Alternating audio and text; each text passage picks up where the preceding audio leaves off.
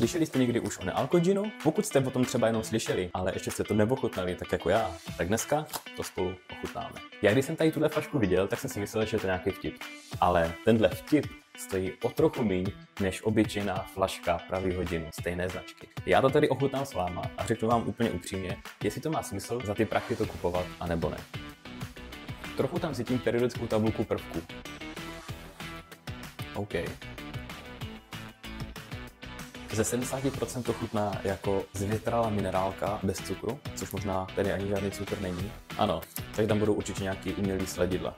Už to tady vidím všechno. Jo, takže je tam taková ta typická pachuť umělých sladidel, což ve mně právě vyvolává tady tu vzpomínku na periodickou tabulku prvků a na moje vzpomínky, jak jsem propadal z chemie. Za ty prachy bych si to asi určitě nekoupil, protože kdyby tam fakt nebyla tady ta chemická pachuť, tak by to bylo možná celkem dobrý, ale za ty prachy já to chápu, že když si chce člověk udělat gin tonic, je potřeba tam dohnat tu chuť, která tam chybí právě těch citrusů, jalovců, popřípadně jiných bylinek, ale já osobně, kdybych měl chuť na gin tonic, tak si raději koupím kvalitní tonic, dám do něho 2 plátky sušeného citronu a 5 nebo 6 sušených bobulí jalovce. Z mýho pohledu to bude levnější a kvalitnější varianta.